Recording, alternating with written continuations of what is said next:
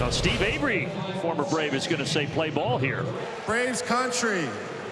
Let's play ball. It's a little brunch and baseball for you here on a Sunday. Spencer Schwellenbach, just his sixth big league start, made his debut at the end of May. Yeah, this is a guy that I circled coming into this series. Excited to watch him pitch. He's got 5 pitches, really 6 pitches when you break up the sinker and the four-seamer as 2 different fastballs.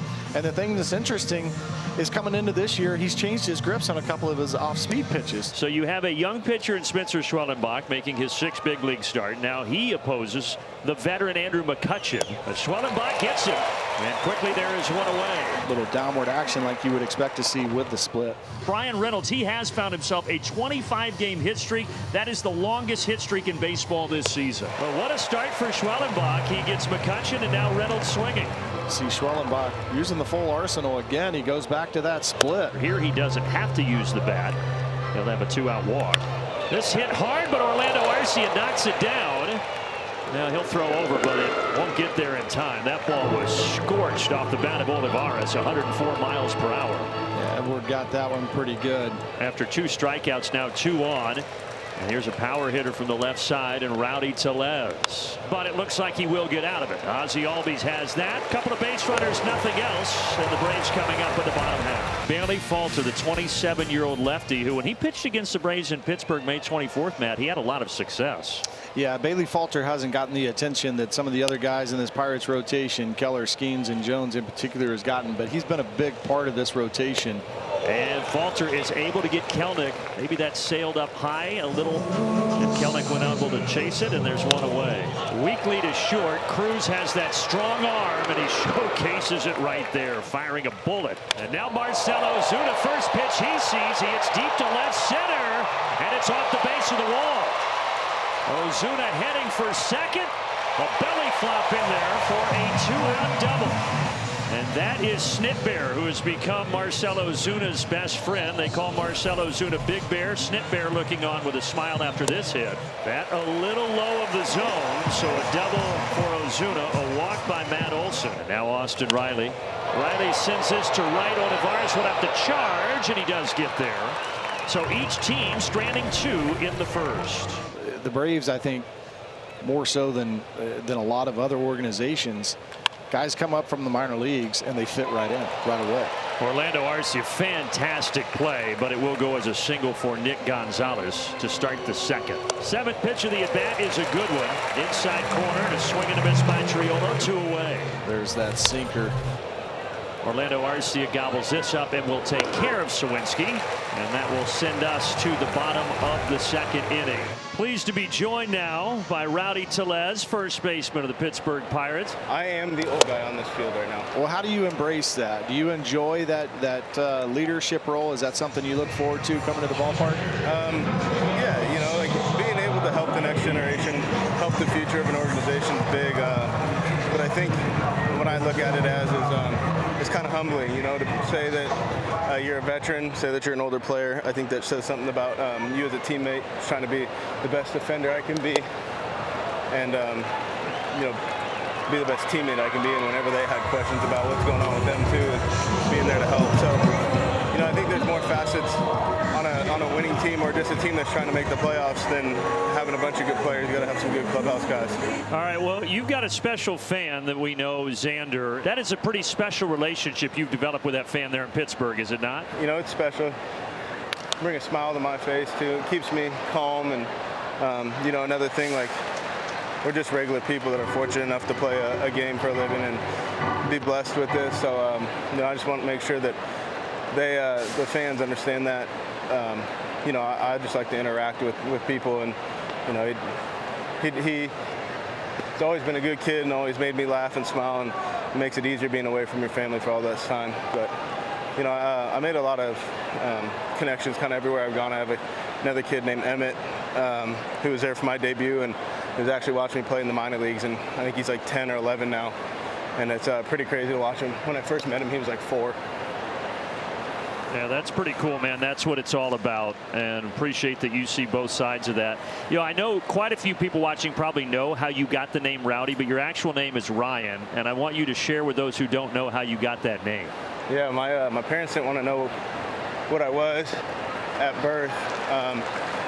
So my grandma called me Baby Rowdy, and it kind of stuck. So I actually had my nickname before I had my real name, but I've never gone by my real name. So always gone by Rowdy. He skipped AAA, came straight up after a quick stop in AA, so just not a lot of time in the minors, but seems to be handling all this very well. And the Tommy John, just very little time in the minors, but looking really good right now, and he's got a quick 1-2-3, top of the third. Well, the 6'4" lefty is pitching pretty well right now. 4 strikeouts the first time through the order, and now back to the top in Kelnick. Kelnick out to left center. Sawinski charging. What a diving grab by Jack Sawinski. Taking one away from Jared Kelnick. Yeah, no kidding. Great jump from Jack right there. Had a good read off the bat. You see, kind of gauge the baseball and then start moving immediately. Leaves his feet here. Brian Reynolds, nice job backing him up there in case it did get by him. Pitchers always love that. Yeah, that humidity does hit different than California, that's for sure. Nick Gonzalez had a single back in the second. Down the right field line here, that is going to stay fair and be trouble. Duvall gets it back in quickly, but not quick enough. And Gonzalez 2 for 2. Duvall played that perfectly, barehanded it off the wall, but Nick Gonzalez, nice job of getting out of the box. He's thinking double the whole way, maybe even triple if that thing bounces around down there. Nick's having a nice little resurgence, but we had him, talking about this travel baseball circuit here in Atlanta, we had him at East Cobb. Had the opportunity to coach him a little bit and be around him, get to know him.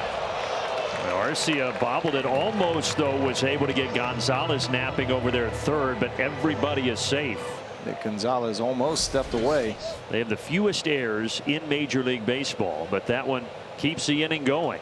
So an opportunity now for Triolo. Schwellenbach 4 strikeouts so far. He would love a 5th, and he's going to get a 5th right in there. He froze Jared Triolo. But you saw nobody else active has more than a 180 game streak of games played consecutively. Matt over 500 at 540. Left center field. That's going to drop.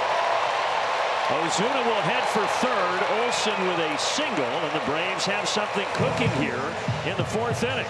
A chance for Austin Riley. Grounder to third. That will get the run home. And the Pirates will take the double play as a trade. 1-0 Atlanta. They'll trade 2 outs right there for 1 run. You got to score to win anyway. All right, you've got the ball there. Let's see the demonstration. On which pitch? All of them. Go through them all. Let's see them. All right, so here's the fastball. I don't know how zoomed in you guys are, but there's the fastball. No, you're good. Do it exactly how you are. Used to be like this. So little subtle adjustment there. There's the sinker, slider, curveball there, and then we got the changeup. Let's go. That ball is crushed, and I mean absolutely crushed off the bat of Oneil Cruz. My goodness, he hammered that. And Pittsburgh now has a 2-1 lead here in the 5th. Well, we talked about it in the pregame. Oneil Cruz, when he wants to impact a baseball game, he can do it in a lot of different ways, and that is certainly one of them. 117.3 mile an hour off the bat. This guy's as strong as anybody, leads baseball in swing speed. When he gets the barrel of the bat, the baseball off the barrel of the bat, it's fun to watch. Definitely a nice thing he's on our team. Enjoy it for one. If that thing stays fair, it's another 2-run blast. And it is fair. Boy, Cruz crushed one, and now Tellez demolishes a baseball, and it's 4-1 Pirates. Paul, what are you doing the top of the 6th? We're going to have you back on. Yeah, keep me on forever. This is amazing. Rowdy Tellez, our former guest on here, 109 off the bat. Wow, yeah, something about putting the headset on. That's how you do it right there, just lay back. Well, you need to watch the game, though, son. Little flare, Riley back. He's got it. Oh, wow, what a great play from Austin Riley right there. Boy, we've talked a lot this year about his defense. It continues to get better. Brian Reynolds, who again is riding that 25-game hit streak. Now, to put that into perspective, folks, the last 10 seasons, Reynolds is just the 12th player in baseball to have a hit streak that long. You know, CJ and I were teammates, too, at one point. He mentioned that to me. One out, here's Murphy. That ball is fair. Inside the line. Murphy will head for second, but he kind of trips, so he sprints back to first. And the runners will be at the corners here with one out. And the Braves have runners at the corners here as they try to claw back into this thing. Orlando Arcia is the batter. 2-on-2-2 pitch, and Arcia expanded the zone. Went after the slider. He is frustrated, slamming his bat down. That's a big second out. Hitters are going to have to gear up. Can't lay off that slider down and away. Grounder to Cruz. He'll go the short route, and the Braves leave the runners stranded at the corners. Today it's the Pirates with a 4-1 lead. Duvall grounder, diving stop, and Triolo cannot get enough mustard on the throw. Murphy hits this well. Down the left field line this time. Duvall will head to third. Murphy chugging into second, and he gets in there. Braves try to make some noise in the ninth. So two in scoring position. Here's Orlando Arcia. Arcia out to left center. Diving catch. Michael A. Taylor just came into the game, and the first ball he sees, he saves a potential 2 RBI hit. The Braves do score one, so it's 4-2. Well, that's the second time in this ballgame. The center fielder for the Pirates. The first time Jack Sawinski. This time Michael A. Taylor saving extra bases with a beautiful head-first slide there. So now Zach Short will pinch hit here. Final hope for Atlanta. Grounder to third. This might do it. Triolo across, and the Pirates salvage the series with a 4-2 win over the Atlanta Braves. Disappointing to see Brian Reynolds snap his hitting streak there, but nice to see a little bit of offense. It all came in the 5th inning. The 2 homers from Rowdy Tellez and Oneil Cruz.